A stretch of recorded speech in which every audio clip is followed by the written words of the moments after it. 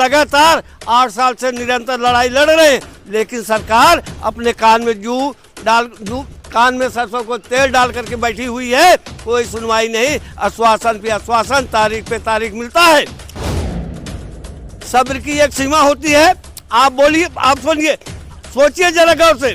हेमा मालिनी जी से मिला गया, उन्होंने आश्वासन दिया। 2 बार प्रधानमंत्री कार्यालय में जाकर के मिला गया, उन्होंने आश्वासन दिया। श्रमिक कार्यालय में, ईपीओ ऑफिस में 20 बैठकें हुई, निरंतर धरना प्रदर्शन चलता रहा, लेकिन कोई कार्रवाई नहीं। भैया हो जाएगा, हो जाएगा।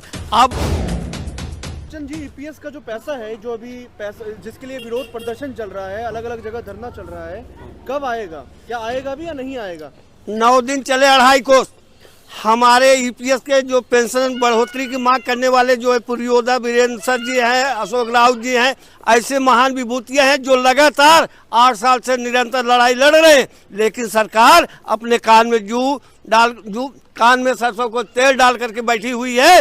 कोई सुनवाई नहीं, आश्वासन पे आश्वासन, तारीख पे तारीख मिलता है, लेकिन कुछ होता नहीं। आपको मालूम होगा ईपीएस 95 एम्प्लॉय पेंशन स्कीम जो 1995 16 नवंबर को बनाया गया था कि आदमी जब किसी मिल, फैक्ट्री में, कारखाने में, अर्ध सरकारी क्षेत्र में काम करेगा तो उसको जो है 10 साल के बाद, 15 साल, 20 साल, 25 साल जब वो काम छोड़ेगा तो उसको एक पेंशन दी जाएगी। लेकिन सरकार जो है इसको खत्म कर दिया क्या, किसी को 1100, किसी को 1500, किसी को 1800 के। आप लोग क्या कर रहे हैं इसके लिए? आप लोग क्या कर रहे हैं? कुछ किया है आप लोगों ने? आपको ये मालूम हो कि विनम्रता और शालीनता से विगत 8 वर्षों से लगातार मांग की जा रही है कि हमारी पेंशन की बढ़ोतरी की जाए। सब्र की एक सीमा होती है। आप बोलिए, आप सुनिए, सोचिए जरा गौर से।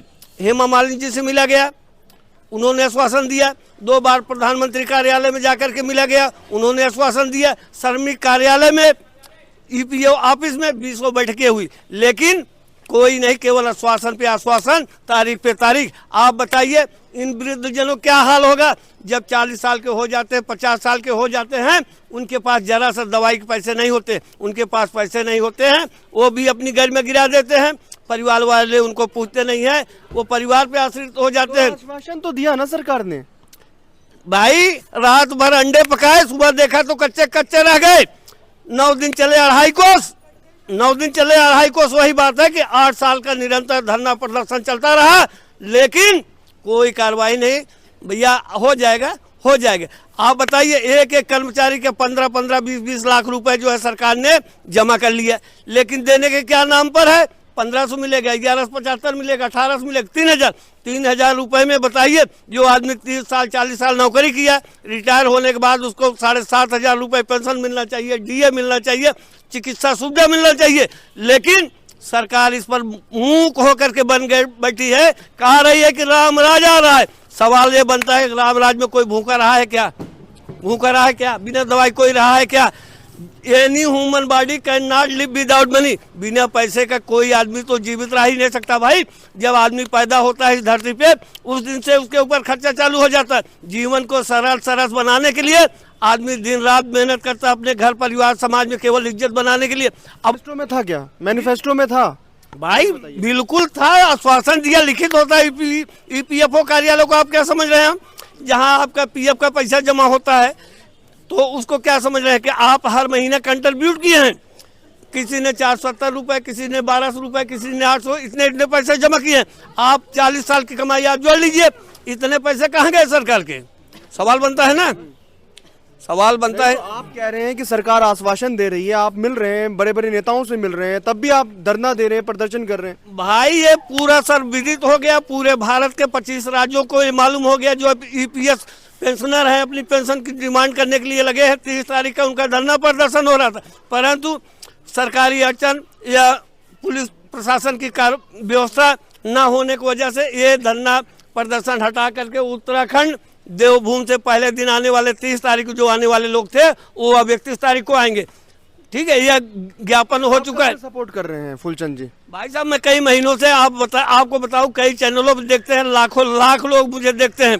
ईपीएस को मैं अपने परिवार के, अपने समाज के, अपने देश की लड़ाई समझ करके इस आंदोलन में अपनी भूमिका निभाने के लिए पत्रकारिता के माध्यम से, आप लोगों के चैनल के माध्यम से विदित करा दे रहा हूं सबको, आने वाले 31 अक्टूबर में जंतर मंतर पर विशाल धरना प्रदर्शन होगा, जिसमें विशाल धरना तो कितना आपने किया है, ईपीएस वालों ने कितना किया है?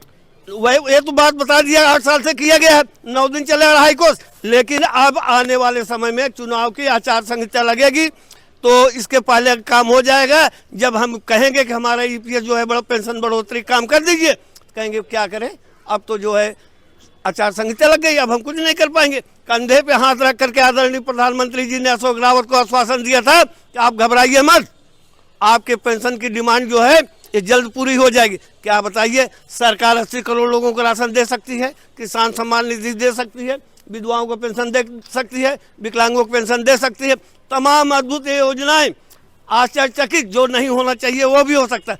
80 करोड़ लोगों को राशन दिया जा रहा है, तो हमारे पेंशनर 75 लाख हैं, जिसमें 4 लाख लोग हर साल इस धरती से अलविदा हो जाते हैं। क्या करने वाले, अल्टीमेटम क्या दे रहे हैं सरकार को, कुछ बड़ा करने वाले क्या आप लोग?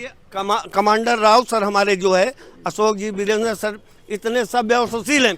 उनका मकसद ये नहीं है कि सरकार गिराना है, उनका मकसद है कि हमें अपनी बात मनवाना है। आप बताइए, जब कोई राजनेता अग्रकर्ता, समाजसेवी या आंदोलनकारी निकल कर के सामने आता है, तो उसका एक परिणाम निकलता है। उदाहरण लेके चलिए आप, जब किसान आंदोलन चला, राकेश टिकैत ने 13 महीने आंदोलन किया, 750 किसान चले गए, तब जाके काला कानून वापस हुआ, आंदोलन का ही परिणाम था। जब अन्ना हजारे रामलीला मैदान पर इतना बड़ा धरना प्रदर्शन किया, तो एक सरकार चली गई। धरना प्रदर्शन करने से थोड़ा ना कि पूरे लोगों को प्रदर्शन वो दे दिया जाए, पेंशन दे दिया जाए, उसके लिए कमेटी होनी चाहिए। सरकार को धरना प्रदर्शन से सरकार को ये विदित होता है, ये मालूम हो जाता है कि इस क्षेत्र में ये लोग पीड़ित हैं, इनको ये जरूरत है, ये न्याय संगत है। आपको शायद नहीं मालूम है, सुप्रीम कोर्ट भारत सरकार की आदेश दे चुका है कि 7,500 रुपये पेंशन दिया जाए, प्लस डीए दिया जाए और पत्नी के इलाज के खर्चे दिए जाए। ये सुप्रीम कोर्ट के आदेश को, विचारों को क्रियात्मक रूप अभी तक नहीं दे पाए। इस वजह से सारे पेंशनर ईपीएस 95 वाले परेशान हैं।